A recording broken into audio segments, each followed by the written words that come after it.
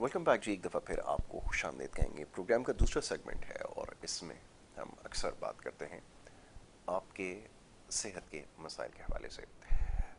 Monday to Friday ये हमारा सिलसिला जारी रहता है और प्रोग्राम का जो दूसरा सेगमेंट होता है इसमें हमेशा हमारी कोशिश होती है अमूमन आपके सेहत के हवाले से मामलात के ऊपर गुफ्तगू करें। मुख्तलिफ डॉक्टर्स, हुक्मा, तबीब वगैरह आप देखते हैं जो प्रोग्राम बाकायदगी से फॉलो करते हैं उनकी ये बात इल्म में है। ये आज जो जुमे का दूसरा हमारा सेगमेंट होता है ये बड़ा ही ख़ास होता है क्योंकि इसमें बात की जाती है आपके जो नफ्सियात से जुड़े मामलात और मसाइल हैं उस पर।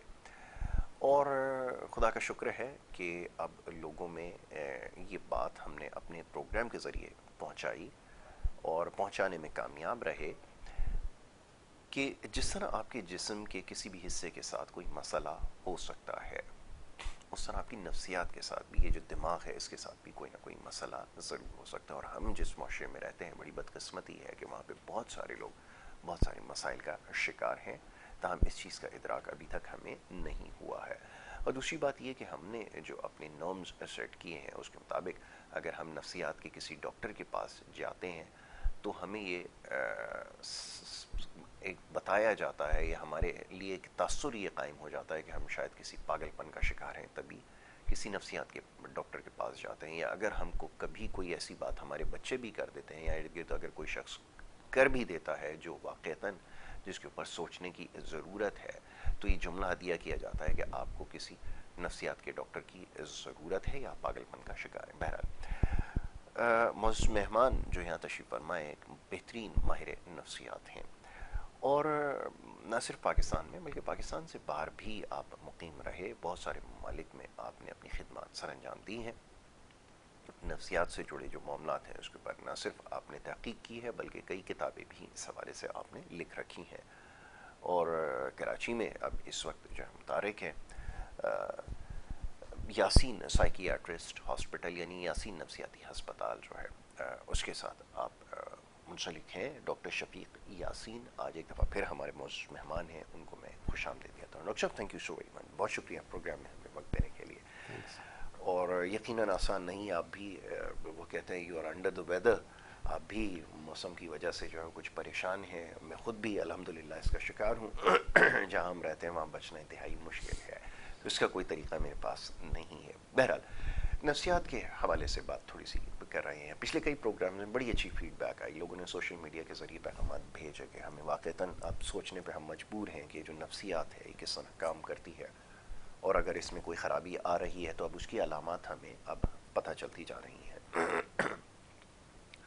मुख्तलिफ़ किस्म की पर्सनैलिटीज़ हमारे पास आ रही हैं। आपके पास ज़्यादा लोग आते हैं, हमारे यहाँ लोग कुछ ज़्यादा हाइपर एग्रेसिव हैं, एग्रेशन का बहुत ज़्यादा शिकार हैं, एंगर मैनेजमेंट के इश्यूज़ हैं, कहीं बहुत ज़्यादा काम है, कोई बहुत ज़्यादा ज़रूरत से ज़्यादा काम होना भी कभी कभार जो है वो काउंटर प्रोडक्टिव हो जाता है। कुछ लथार्जिक हैं तो बहुत ज़्यादा लथार्जिक हैं, काम नहीं करने का दिल चाह रहा, सिस्टम रिस्पॉन्ड नहीं कर रहा, फ्रस्ट्रेशन का शिकार हैं। हमारे जैसे भी लोग शामिल हैं। मैं चाहूँगा ज़रा ये जो पर्सनालिटी डिसऑर्डर्स हैं इनको थोड़ा सा एलैबोरेट किया जाए ताकि लोगों को पता चल सके कि वो कहाँ पर किस कैटेगरी में फॉल करते हैं। मैं चाहूँगा ज़रा इसके ऊपर गुफ्तगू किया जाए जी। Mm. Thanks for asking. Nasir. Again, a good question. लेकिन personality disorder is abnormal psychology. पहली तो बात यह है कि जब हमारी पर्सनालिटी में ऐसे इश्यूज होते हैं जो हमें अफेक्ट कर रहे हैं, हमारी फंक्शनिंग को अफेक्ट कर रहे हैं या हमारे आसपास रहने वालों को अफेक्ट कर रहे हैं, जिनसे मिलते हैं, रिश्तेदार हैं, माँ बाप हैं, वाइफ हैं, बच्चे हैं, तो फिर एक पर्सनालिटी इश्यूज उससे रिलेशनशिप होता है कि पर्सनालिटी की ऐसी है जो डिफ़िकल्ट है।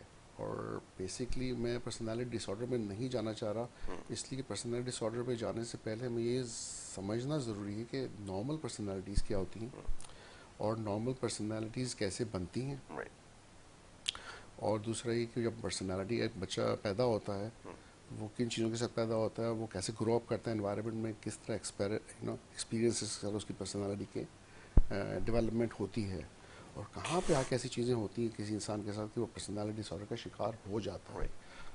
तो अच्छा, एक तो ये, दूसरा ये है कि ज़रूरी नहीं है कि हमारी पर्सनालिटी डिसऑर्डर्स हों तभी हम लोगों के साथ डिफ़िकल्ट हो जाएं। पर्सनालिटी जो है ना हर इंसान की डिफरेंट है। क्योंकि अल्लाह ताला ने इस तरह से एक इंसान को बनाया है कि उसकी डिफरेंट डायमेंशंस की कंपोजिशंस जो हैं Right. वो इतनी अलग अलग हैं कि वो जब एक पर्सनालिटी बन जाती है तो एक कम्प्लीटली डिफरेंट पर्सनालिटी एक दूसरे इंसान से डिफरेंट होती है उसकी। तो बेसिकली थ्योरी ऑफ पर्सनालिटी जो है ना वो 5 पिलर्स पे हैं, जिसे हम ट्रेट्स कहते हैं। Right. 5 उसकी 5 फाउंडेशन है, और उस पे जैसे आप कहते हैं सफ़ेद लाइट है जी और 7 उस पर अगर आप प्रिज्म से गुजारते हैं तो उसमें 7 रंग निकलते हैं। जी इसी तरह ये जो ट्रेट्स हैं इसके भी डिफरेंट अपोजिट डायमेंशंस हैं। Right. तो पहला जो ट्रेट है वो बेसिकली है ओपननेस फॉर एक्सपीरियंस, Right. और उस लेवल पे आप देखते हैं एक पर्सन को कि वो क्या नई एक्सपीरियंसेस को, नई जगहों पे जाने को, नई जॉब्स, नई रिलेशनशिप्स इजीली मूव ऑन कर सकता है, या फिर ऐसा है जो बहुत ही कॉशियस है, डरता है कि मुझे एक ही जगह काम करना है, मैं वही काम करता रहूँगा, इस रिलेशनशिप में रहूँगा। मेरे को ठीक है। तो ये एक डायमेंशन है। दूसरा कॉन्शियसनेस लेवल पे है कि कुछ ऐसे लोग होते हैं जिनके 2 एक्सट्रीम, उनके भी एक्सट्रीम डायमेंशंस हैं। उसमें एक तरफ तो वो बहुत ही डिलिजेंट एफिशिएंट होते हैं, ऑर्गेनाइज्ड होते हैं, Right. टाइम के पाबंद होते हैं, और अगर उनके आप घर देखें, कमरे देखें तो बड़ी वेल ऑर्गेनाइज होंगी हर चीज़। जी और उसकी अपोजिट उसी में ऐसे लोग होंगे जो मैसी होंगे, केयरलेस होंगे, चीज़ें फेंक दी, उनको परवाह नहीं, इजी गोइंग होंगे, खुश रहेंगे, उनको परवाह नहीं है। लेकिन जो इस एक्सट्रीम का बंदा है वो कहेगा यार मुझे अगर ये चीज़ इधर से उधर हो गई, चीज़ें मेरी ऑर्गेनाइज नहीं है, it will affect my sanity. बिल्कुल सही ठीक है ना, ये तो दूसरा लेवल आ गया। तीसरे लेवल पर जो ना कुछ लोग एक्सट्रोवर्ट्स होते हैं और इंट्रोवर्ट्स होते हैं। बिल्कुल ठीक एक्सट्रोवर्ट्स होते हैं जो आउट गोइंग होते हैं, ग्रुप्स में मिलते हैं, दोस्तों के पास जाते हैं, एक जगह जाएंगे तो वो सेंटर ऑफ अटेंशन होंगे, लोगों से मिलेंगे। दूसरे शाई होंगे, रिजर्व होंगे, दूसरी एक्सट्रीम पे जाएं तो ये जो है ना ये तीसरे लेवल पे एक्सट्रीम्स हैं। Right. Right. चौथे पे है एग्रीवेलनेस, जो आप एग्री इजीली करते हैं, और ये वो लोग हैं जो दोस्तों की खातिर, चलो 5 दोस्त हैं, 3 को एक जगह जाना है, कहते हैं हाँ आई एम एग्री। जिसको नहीं भी उस जगह जाना पसंद आ रहा तो कह रहा दोस्तों की खातिर चलो यार चलते हैं उसके लिए, बिल्कुल ठीक है। तो वो इजीली एग्री कर जाते हैं फॉर द सेक ऑफ के फ्रेंडशिप ग्रुप दोस्तों, बिल्कुल ठीक है। प्रॉब्लम क्रिएट नहीं करना। और दूसरे होते हैं क्रिटिकल, आप उनसे किसी भी सब्जेक्ट पर बात करेंगे ना, उनको कोई ना कोई नेगेटिव पॉइंट लेके उस पर ही डिबेट करते रहेंगे उसको, बिल्कुल ऐसा ही है। कि नहीं यार ये सही नहीं है, मैं जो कह रहा हूँ वो सही वो सही है, एग्जैक्टली। हमें तो सारा दिन ऐसे ही लोग मिलते हैं।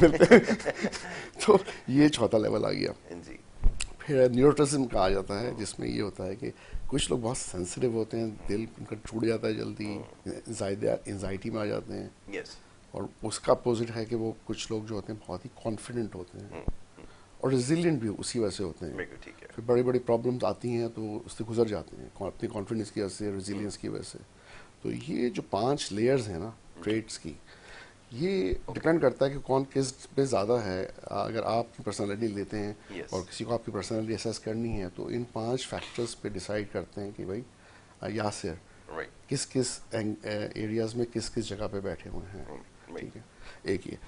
फिर ये कि जो आपको ये ट्रेट्स मिले हैं इसमें अराउंड 42% से 57% तक आपको जेनेटिक पे मिले हैं, जीन्स में, डीएनए से आए हैं ये। राइट राइट स्पेशली जो है openness for experience for example हो गया, ये ज़्यादा जेनेटिक है, 57% जेनेटिक है। राइट तो उसमें बाकी जो एरियाज़ हैं वक्त के साथ साथ एटलीस्ट आपको चांस होता है 40-60% का कि वो आप चेंज कर सकें over a period of time.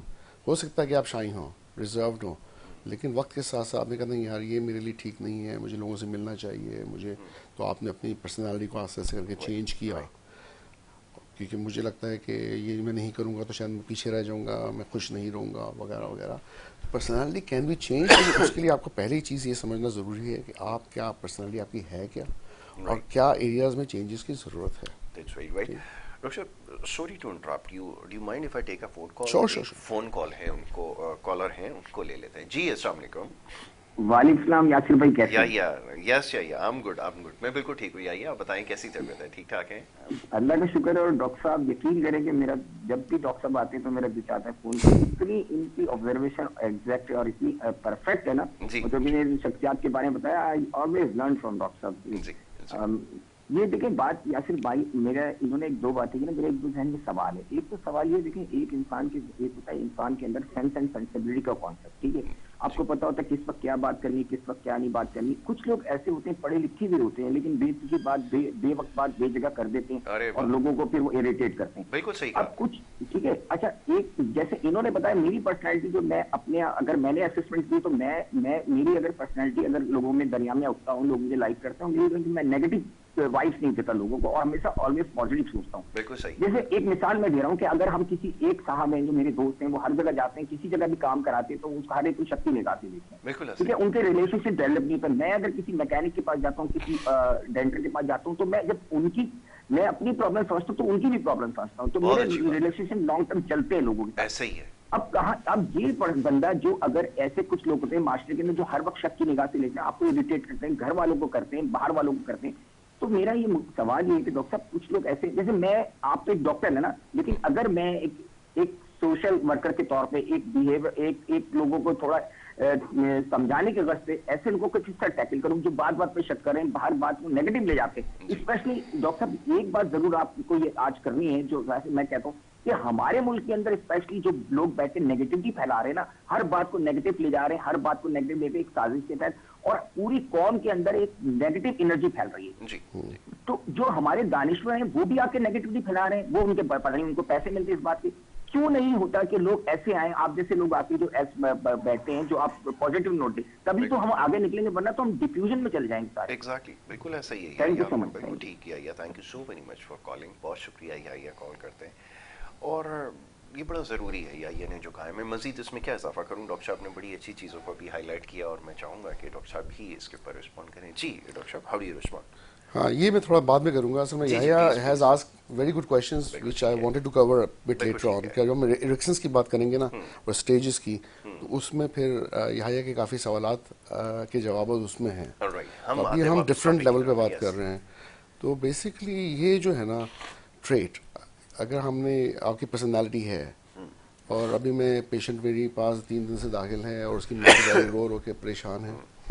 16 साल की लड़की है, नाते पढ़ती थी, 5 वक्त की नमाज पढ़ती थी, शरीफ बच्ची, 16 साल की, पढ़ाई में बहुत अच्छी। अचानक से विद इन 2-3 डेज उसकी पर्सनालिटी में ऐसा चेंज आया। शी स्टार्टेड डांसिंग, कपड़े उतार रही है, गाने गा रही है, इंडियन सॉन्ग्स गा रही है, बेड पे खड़े होकर नाच रही है। और she was hospitalised and she still is in the hospital. तो मैंने वालदा को उनकी यही बताया, मैंने कहा look, this is actually a state not a trait. देखिए, बात मैं उनको ये समझाने की कोशिश कर रहा था कि एक चीज़ होती है हमारी स्टेट। हमारी स्टेट जब न्यूरोकेमिकल इम्बैलेंस दिमाग में आते हैं ना, तो वो ऐसे चेंज करते हैं हमारी सही, पर्सनालिटी को कि जो हम नहीं भी करते थे वो हम करने लगते हैं। करने लगते हैं। और आप हैरान रह जाएंगे कि जो मेरे पैसा खर्च करने में घबराते थे, पैसा बचा बचा के वो उड़ा रहे हैं पैसे, बिल्कुल ठीक है, सफ़र और पे जा मसला रहे नहीं, हैं, एग्जैक्टली, मिस एडवेंचर कर रहे हैं, रिस्क टेकिंग बिहेवियर, बिल्कुल ठीक, एग्रेसिव बिहेवियर अचानक से, जो कि बिल्कुल काम क्वाइट होते थे, इखलाक में बहुत अच्छे होते थे। तो ये ही एबनॉर्मल साइकोलॉजी का वो है कि हमें पहले तो नॉर्मल साइकोलॉजी समझें, तो फिर हम एबनॉर्मल साइकोलॉजी को समझ पाएंगे। और ये बड़ा ज़रूरी है, मैं थिंक, एक आम आदमी के लिए समझना कि उसको कब मदद लेने की ज़रूरत है, साइकेट्रिस्ट के पास क्यों जाना है, साइकोलॉजिस्ट के पास क्यों जाना है, इसके क्या फ़ायदे हैं। थोड़ा सा पीछे बैक ट्रैक आता हूँ मैं।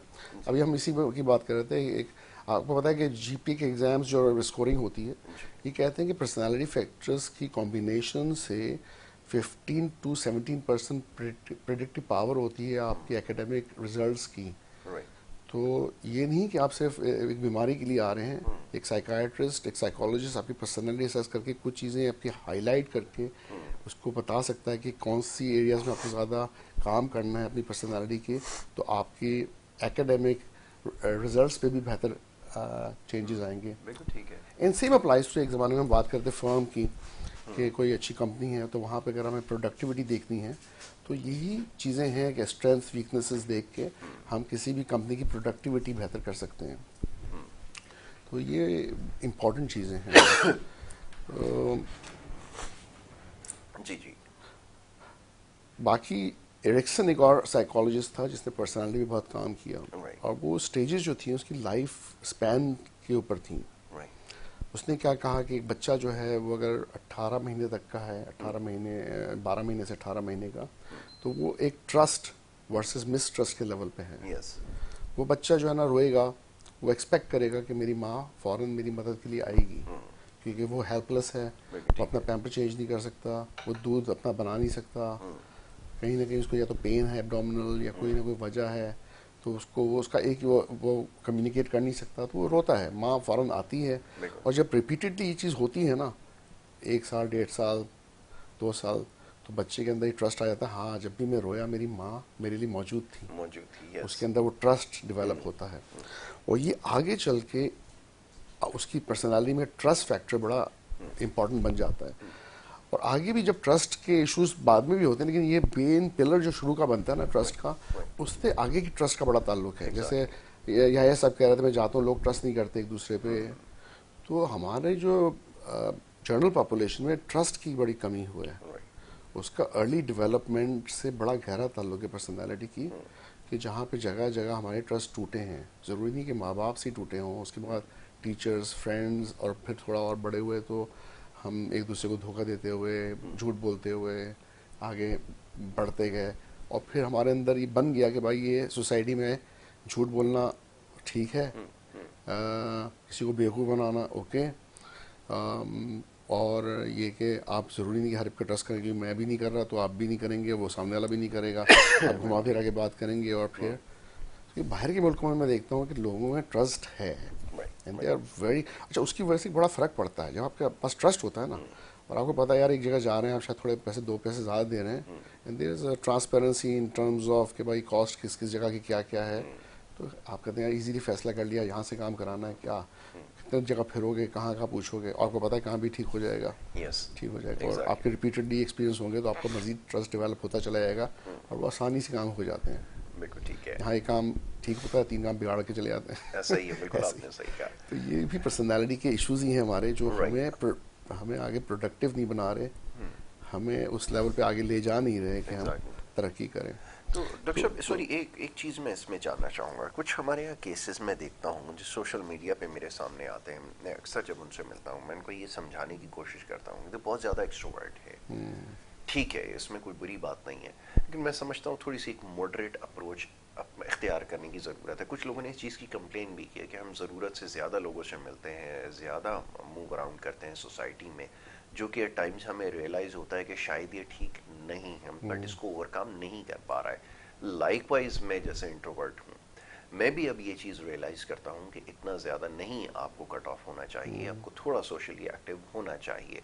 बट ये चीज़ रियलाइज़ तो की, लेकिन हमारे यहाँ बहुत सारी लोग इस चीज़ को रियलाइज़ नहीं कर रहे। दोनों ही ठीक नहीं है, बट हमारे यहाँ क्योंकि असेसमेंट इस लेवल की है ही नहीं है, कभी किसी ने उनको शायद बताया नहीं। अगर कभी मैं पॉइंट आउट भी कर देता हूँ तो वो समझते ही है कि शायद उनके आप समझ लें कि उसके ऊपर कोई क्रिटिसिज्म किया जा रहा है, इसको अच्छा नहीं समझा जा रहा। क्या ये असेसमेंट की जा सकती है? ये मैं चाहूँगा ज़रा इसके ऊपर। बिल्कुल असेसमेंट की जा सकती है, बट डेफिनेटली जो पर्सन जो है वो चेंज होना चाहता है अगर, और वो चाहता है कि मैं अपनी पर्सनालिटी में वो स्ट्रेंथ्स मेरी आगे आएँ, ऊपर आएँ, अपनी वीकनेसेस को कम करूँ, और एक कॉम्बिनेशन बनाऊँ डिफरेंट ट्रेड्स का, इस तरह से कि ये बेस्ट सूट करेगी मेरी पर्सनालिटी के लिए for the type of work I am doing, the type of relationship I am in.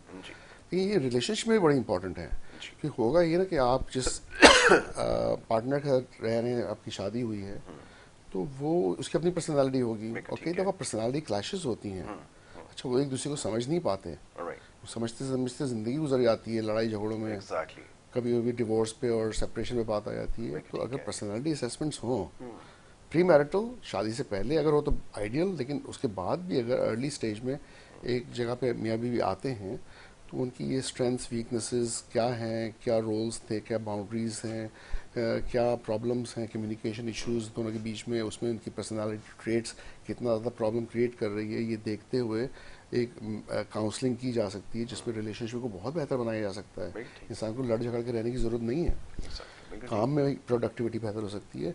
And दूसरी, ये सारी ट्रेट्स ये ज़रूर एक्सट्रीम है, अपोजिट हैं, लेकिन they are on continuum line. तो ज़रूरी नहीं कि आप एक एक्सट्रीम पे हो, एक्सट्रोवर्ट के शाइनेस के दूसरे एक्सट्रीम पे हो। You can fine tune it at somewhere in the middle और मे बी राइट। तो वो आपको फाइन ट्यूनिंग करनी है, ठीक है। ना, वो अलग अलग तरह है। So this is what I think needs to be done at all levels. Sports के लेवल पे जब हम क्रिकेट देखते हैं हमारी टीम सही परफॉर्म नहीं कर रही है, उस लेवल पे, एकेडमिक लेवल्स पे बच्चों के लिए, रिलेशनशिप के लेवल्स पे, स्कूलिंग के लेवल्स पे, एंड सो ऑन, बहुत लेवल्स पे इसका फ़ायदा हो सकता है। और जर्नली आप एक स्ट्रेंजर से भी मिलते हैं, किसी जगह से मिलते हैं, तो आपकी पर्सनैलिटी अगर अच्छी है तो लोग भी इम्प्रेस होते हैं, यार ये बंदा इखलाक का अच्छा है, सुनता है, फ्लेक्सिबल है, एब्स्ट्रैक्ट है, ग्रे है, ब्लैक एंड वाइट नहीं है। ये थोड़ी कि उसने कहा या तो यही है या यही है, इसके दरमियान में कुछ नहीं है। और ये भी हमारा एक बड़ा प्रॉब्लम है हमारे पाकिस्तान में, हमारी सोसाइटी का जनरल ये बाय एंड लार्ज प्रॉब्लम है कि हर शख्स के जिससे भी आप राय जानने की कोशिश करेंगे तो समझेगा मैं बिल्कुल सही हूँ, बाकी सारी दुनिया जो है वो गलत है। दूसरा ये बहुत ज़रूरी है, मैं रिएक्शन में बीच में छोड़ दिया था मैंने, उसी पे बात हो रही थी कि लोगों को ये समझने की ज़रूरत है कि डिफरेंट स्टेज ऑफ लाइफ पे एक डेवलपमेंट जब बच्चे की हो रही होती है ना, तो 12 से 18 महीने, फिर 18 महीने से 3 साल, 3 से 5 साल, 5 से 12 साल, 12 से 18 साल, और 18 साल से 40, और 40 से 65, एंड देन 65 प्लस। ये तकरीबन 7 स्टेजेस हैं और हर स्टेज की अपनी इम्पोर्टेंस है। और जब हम उस इम्पोर्टेंस को नहीं समझते और उस टाइम पे वो चीज़ें नहीं करते जो करनी चाहिए थी, तो हम बड़ा डैमेज करते हैं अपनी पर्सनालिटी को और अपनी लाइफ को। ठीक है। अब पहला जो स्टेज है वो ट्रस्ट का है, जो कि 18 महीने तकरीबन से 3 साल का है। उसके बाद नेक्स्ट जो है ऑटोनॉमी का है। ऑटोनॉमी में ये होता है कि वो कहता है यार अब ये उसको टॉयलेट ट्रेंड होना है बच्चे को, अब उसके अंदर या तो डाउट्स आएंगे अगर वो सही से उसको नहीं कर सकेगा, या फिर उसके अंदर कॉन्फिडेंस आएगा कि हाँ मैं ये चीज़ें कर सकता हूँ। और ये कॉन्फिडेंस जब उस लेवल पे आएगा ना लगता तो बहुत माइनर चीज़ है, लेकिन वो आगे तक जाता है इसका कॉन्फिडेंस। ठीक है। इनिशिएटिव उसके बाद नेक्स्ट आता है। उसके बाद स्कूलिंग जब शुरू करता है ना बच्चा, तो कहते हैं कि जो 5 से 12 साल का जो टाइम है बच्चे के लिए, वो बहुत इंपॉर्टेंट है इन टर्म्स ऑफ अचीवमेंट। ठीक है। उसको ये देखना है कि मैं वो उसको प्राउड फील करना है कि मैं जो पढ़ रहा हूँ एकेडमिकली मैं वो अचीव कर रहा हूँ, मेरे रिजल्ट्स क्या आ रहे हैं, स्कूल में मैं कॉन्फिडेंट हूँ, मुझे बुली नहीं किया जा रहा, मैं इमोशनली सिक्योर हूँ, इंटेलेक्चुअली वो कवर कर रहा है चीज़ों को। और ये वो 5 से 12 साल का वो टाइम है जिसमें ये पिलर्स बनाने हैं बच्चों की, वरना हम आगे जाके फेल हो जाते हैं। ठीक है। कोई ये रहा होता है कि जो हम अभी बनाने हैं हम बाद में बना रहे होते हैं। जब 12 साल के बच्चे होते हैं, 12 से 18 साल के, that has to do with identity. ठीक है। उनका आइडेंटिटी का टाइम है, या कंफ्यूजन में चले जाएंगे कि वो उनकी फ्यूचर में आइडेंटिटी क्या होगी, उनके रोल्स क्या होंगे अपनी ज़िंदगी में, चाहे वो वर्क के हवाले से हो, चाहे वो रिलेशनशिप के हवाले से हो। वो आइडेंटिटी जो है ना, वो बनती ही इस एरिया में, करेक्टर डेवलपमेंट बनती वो यहीं पे होती है। आपने बिल्कुल ठीक है। मैं ये देख रहा था कि जो हमारे यहाँ जो एजुकेशन है वो तो टोटल प्राइवेट सेक्टर के पास है, और इट्स ऑल कनेक्टेड टू जो मॉनेटरी उसका जो बेनिफिट है उसके साथ वो देखते हैं। अभी एक बहस ये चल निकली थी, अब कुछ एक प्रेसिडेंट ऐसे उन्होंने सेट कर दी है पॉलिसी, क्योंकि उनके हाथ में उन्होंने ऐसी बना दी है कि वो एक सर्टन एज तक बच्चा है उसको लेंगे, उसके बाद नहीं लेंगे। अब वो कोशिश ये कर रहा है कि जितनी जल्दी आप स्कूल ले आए उतना उनका जो ज़ाहिर है उसमें मॉनेटरी बेनिफिट मैंने आपको कहा है कि है। तो अब अगर आप उसके बाद लेकर आते हैं तो उसको एक्सेप्ट नहीं कर रहा है। कुछ पेरेंट्स ने कंप्लेन की है। ज़ाहिर है पाकिस्तान में तो जिसकी जो मर्जी आता है वो कर सकता है, ये भी बड़ी ब्लेसिंग एक है कि हर शख्स अपनी मर्जी का मालिक है इधर। तो ये भी एक वो सेट हो गया है कि अगर जैसे मैं भी देख रहा था कि कुछ बच्चों के लिए डेवलपमेंट के लिए, अब ये पहले जब हम 3 साल की उम्र में उसको स्कूल की तरफ भेज देते थे, अब ये रियलाइज़ हो रहा है कि जी तकरीबन 5-6 साल बच्चा ग्रो हो रहा है, नेचर से सीखेगा, अपने एटमॉस्फेयर से सीखेगा, वो ज़्यादा बेहतर है बजाय इसको कि आप रटने पे लगा दें कि ये कल होमवर्क करके ले आना। वो स्ट्रेस में आना शुरू हो जाता है जिसकी वजह से उसकी ना तो कैरेक्टर डेवलप हो पा रहा है, ना उसकी फ़िज़िकल हेल्थ अच्छी हो रही है। तो ये एक बहुत बड़ा इशू हमारे यहाँ है।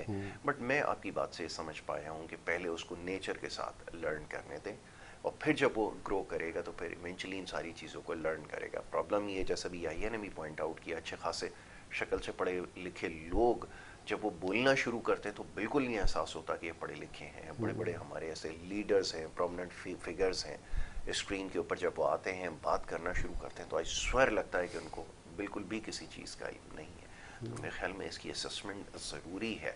अब ये बड़ी अनफॉर्चुनेट है कि हमारे यहाँ तो, जैसे मैंने कहा स्टार्ट में भी और बार बार ये बात दोहराता हूँ कि इसके लिए आप किसी साइकियाट्रिस्ट के पास जा सकते हैं, उससे आप बात कर सकते हैं, वो असेसमेंट हो जाए तो ज़्यादा बेहतर है। बहुत देर लग जाती है इसको असेस करने में कि पेरेंट्स को भी नहीं पता होता कि बच्चा अगर खामोश है, किसी से नहीं बात कर रहा, तो वो समझते हैं कि इसके साथ कोई फिजिकल प्रॉब्लम है। उनको ये नहीं पता होता कि शायद इंट्रोवर्ट है और इसको कैसे हम उस ब्रैकेट से बाहर लेकर आ सकते हैं। व्हाट डू यू से डॉक्टर साहब, इसको कैसे ठीक किया जाए? मैं तो बड़ी कोशिश करता कि हर जगह मैं साइकियाट्रिस्ट को इन्वॉल्व करूं। जैसे अभी आपने क्रिकेट की बात की, मैंने ऑस्ट्रेलिया की टीम की जब मैं देख रहा था कि बहुत आउटस्टैंडिंग उनकी आप समझ लें प्रोग्रेस हो रही थी, उसकी एक सबसे बड़ी वजह ये थी कि उन्होंने एक साइकियाट्रिस्ट को हायर किया जिन्होंने उनको ये बताया कि ये इंडिविजुअल स्पोर्ट्स नहीं है, ये एक टीम स्पोर्ट्स है, और अगर टीम वर्क होगा तभी आप कामयाब होगे, एंड द रिजल्ट इज आपके सामने है। कंप्लीटली डोमिनेट करते हैं किसी भी स्पोर्ट्स के अंदर, बट अनफॉर्चुनेटली आप अपने टीम की अगर तरफ देखें, सबसे बड़ा प्रॉब्लम ये इंडिविजुअली बहुत अच्छे प्लेयर्स हैं, लेकिन जब टीम के साथ खेलते हैं तो जीरो परफॉर्मेंस आती है, as you can see. Doctor साहब, ये मैं चाहूँगा ज़रा इसके ऊपर भी थोड़ी सी बात हो जाए, कितना इंपॉर्टेंट है असेसमेंट? बहुत इंपॉर्टेंट है। आई थिंक ये तो शायद तीसरा सेशन है जिसमें हमने थोड़ी सी बात की, लेकिन स्पोर्ट्स के हवाले से भी देखा जाए तो उनकी एबिलिटी टू, जैसे हम बात कर रहे थे, एग्रीएबल हैं, एक्सरसाइज करते हैं, ग्रुप में रह सकते हैं कि नहीं रह सकते, ग्रुप की अपनी स्ट्रेंथ होती है। जब आप सब मिल के अपनी अपनी स्ट्रेंथ और वीकनेसेस को देखते हुए एक प्रॉपर आउटकम दें, और उसके अनलाइक अगर आप इंडिविजुअल परफॉर्मेंस पे लगे रहेंगे, या मुझे तो सिर्फ हाफ सेंचुरी मार के मेरा काम हो जाना है या सेंचुरी मारनी है, this is all it's about, आपने प्रॉपर टीम वर्क नहीं किया, टीम वर्क की प्लानिंग नहीं की, और साथ में अपनी कॉन्फिडेंस बिल्डिंग पे भी काम नहीं किया, क्योंकि आप पहले से अगर एंशियस हैं, कुछ फेलियर्स आपके आए हैं, तो वो भी आपको डाउन कर देते हैं। ठीक है, क्रिटिसिज्म मीडिया से भी आ रहा है, आपके पिछले फेलियर्स हैं, आप अंडर प्रेशर आ रहे हैं कि मैं मुल्क में जाके क्या मुंह दिखाऊंगा, आगे सेलेक्ट होऊंगा कि नहीं होऊंगा, और सो ऑन। तो बड़े ही इसके बड़े डिफरेंट एरियाज हैं जिसको कवर करना चाहिए मेरे ख्याल में। लेकिन मैं समझता हूँ अगर मेरे पास एक अपॉर्चुनिटी होती तो मैं तो इंडिविजुअल प्लेयर से अलग अलग इंटरव्यूज़ करता, उनकी वीकनेसेस देखता, उनकी स्ट्रेंथ देखता, उनकी पर्सनालिटी जज करता, उनके अंदर कितना पेशेंस है, कितनी इम्पल्सिविटी है। अब इससे भी फ़र्क पड़ता है, जिनके अंदर इम्पल्सिविटी वो मारेंगे छक्के, और जिनके पास पेशेंस है वो रोक के सोच के खेलेंगे। And that's part of the personality assessment as well. Exactly, बिल्कुल ऐसा ही, पर्सनालिटी से इसका बड़ा गहरा ताल्लुक है। वेरी राइट कि हमारे यहाँ शायद उस लेवल की अभी तक असेसमेंट नहीं हुई है, जिसकी वजह से फेलियर आफ्टर फेलियर हमें नजर आ रहा है और आगे भी नजर आता रहेगा। अभी T20 है, अभी थोड़ी देर बाद स्टार्ट हो जाएगा, तो रिजल्ट जीरो ही नजर आ रहा है, कोई ज़्यादा कोई उम्मीदें लगाने की नहीं है। ब्रेक के लिए डॉक्टर साहब कहा जा रहा है, एक छोटी सी ब्रेक लेनी है, ब्रेक के बाद वापस आ रहा हूँ, गुफ्तगू जारी रखेंगे, आप देखते रहिए हमारा प्रोग्राम।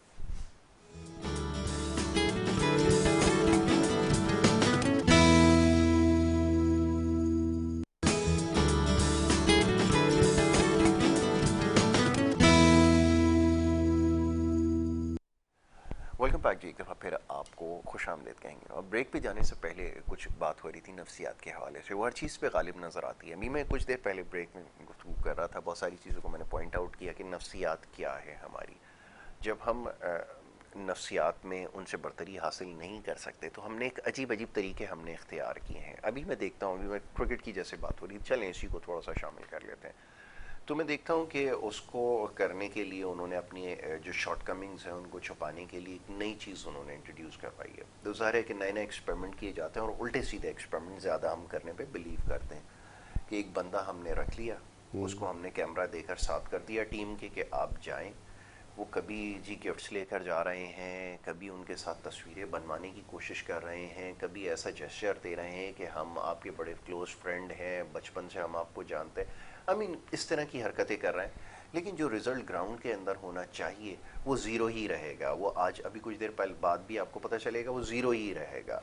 तो रिज़ल्ट हम हासिल नहीं कर पा रहा है, उसकी वजह यह है कि असेसमेंट नहीं हुई हुई, और अगर हम इसको असेस करेंगे तभी हम रिजल्ट हासिल कर सकेंगे। What do you have to say doctor साहब? बिल्कुल बिल्कुल, डेफिनेटली।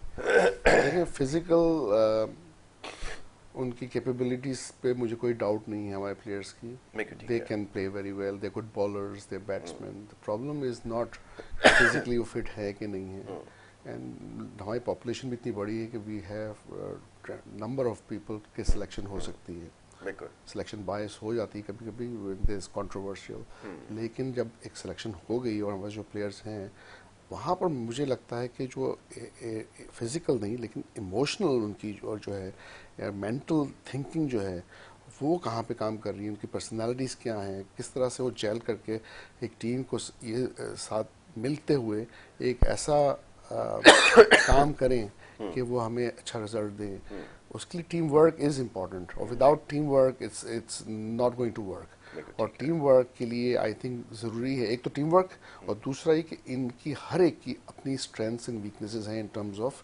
कि वो किस तरह परफॉर्म कर सकते हैं बेस्ड ऑन देयर पर्सनालिटी।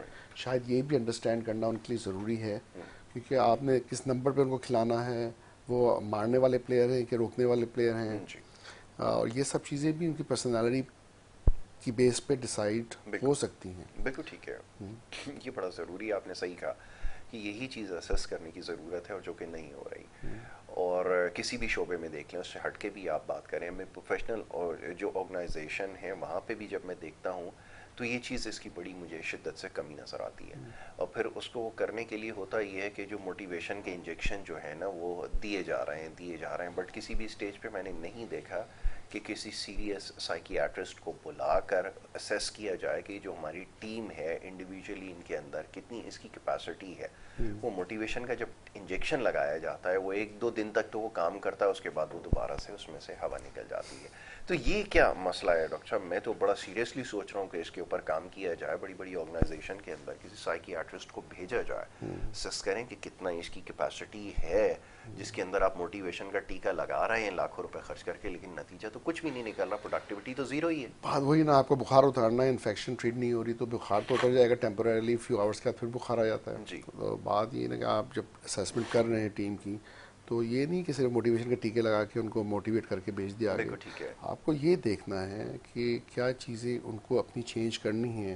देखिए पर्सनालिटी के ब्लॉक्स जो हैं वो बिल्ट होते हैं over a period of time, personality can be changed. अच्छा, उस पर काम किया जा सकता है।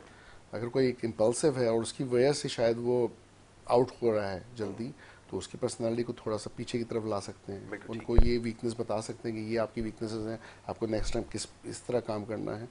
बहुत सी स्ट्रेंथ्स भी हैं और स्ट्रेंथ्स के साथ दूसरे बच्चों को, दूसरे प्लेयर्स को ये बताना कि ये स्ट्रेंथ आप भी अपना सकते हैं, ये स्ट्रेंथ किस जगह यूटिलाइज हो सकती है, किस टाइम पे यूटिलाइज हो सकती है, क्या वीकनेसेस हैं जिनको कम करना है। और फिर team work is completely different, क्योंकि उसमें जो है ना एक कम्युनिकेशन बनता है और वो communication is lacking a lot of time. यही नहीं पता होता कि बॉल को कैच करने कौन जा रहा है। एग्जैक्टली बिल्कुल सही, बिल्कुल आपने सही कहा कि नहीं पता होता है, ये भी कोऑर्डिनेशन की कमी है। और ये मैं अक्सर कहता हूँ कि हर चीज़ प्रैक्टिस से डेवलप होती है, ये सारी चीज़ें काम होती है, लेकिन वो हर जगह यही, हर फील्ड में यही है कि कौन क्या कैच कर रहा है उसको नहीं पता कि वो उसको क्या वो करना है। तो डिटर्मिन होना ज़रूरी है, पर्सनालिटी का एनालिसिस ज़रूरी है। अभी जैसे कुछ देर पहले बात हो रही थी कि बच्चों के लिए ज़्यादा ज़रूरी है कि उनकी एडजस्टमेंट हो, बट हमारे यहाँ तो ऑल टुगेदर इसको जो है वो किया जाता है कि ठीक है जी सीख जाएगा, वक्त आएगा तो हो जाएगा।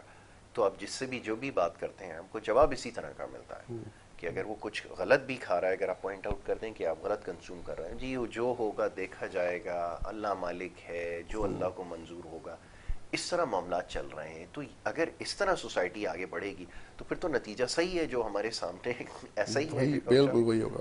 हर एज की अपनी असेसमेंट्स हैं, एकेडमिक असेसमेंट्स अलग हैं, रिलेशनशिप अलग हैं, स्पोर्ट्स की अलग बात हो रही थी। लेकिन बात ये कि जैसे हम 18 to 40 देखते हैं, ये इंटीमेसी का ये है जिसमें intimacy becomes the most important part of your personality. उसमें चाहता है इंसान कि उसकी शादी हो जाए, बच्चे हो जाएं, एक फैमिली बने। और इन्हीं 18 से 40 साल के अंदर ये चीज़ हो जाती है तो हो जाती है, वरना फिर वो आइसोलेशन की तरफ जाना शुरू हो जाता है। ही डिसाइड्स कि शादी नहीं करनी, छोड़ो। Once he will reach 40 the chances are that he will go against that decision. फिर 40 to 65 जो है ना वो हमारी जनरेटिविटी का स्टेज शुरू होता है। और जनरेटिविटी के स्टेज में हमें चाहिए प्रोडक्टिविटी। और प्रोडक्टिविटी भी ये कि जो आप अभी तक जो आपने एकेडमिकली पढ़ा है या काम किया है कैरियर वाइज से, रिलेशनशिप से, उसकी प्रोडक्टिविटी आप देखना चाह रहे हैं कि मैंने क्या क्या अचीव किया है और मैं और से बेहतर क्या अचीव कर सकता हूँ। और सिर्फ अपने लिए नहीं, फैमिली के लिए और अपनी कम्युनिटी के लिए, कि फिर आप उस मेच्योर लेवल पे आ जाते हैं कि आप अपने से हट के कम्युनिटी का सोचना शुरू कर देते हैं। ठीक है। और यही आपकी, वरना फिर स्टैग्नेशन में चले जाते हैं। और यहाँ पे बहुत लोग स्टैग्नेशन की तरफ चले जाते हैं कि उनको जनरेटिविटी नहीं हो रही होती, और वो उनकी लाइफ के लिए ज़रूरी है, पैसों के लिए नहीं, लाइफ के लिए ज़रूरी है। इसलिए कि जब आप 65 के पहुँचते हैं, अगर आप पहुँच गए तो रिफ्लेक्शन का टाइम शुरू होता है। फिर आप आगे नहीं देखते, आप पीछे देखते हैं। यस।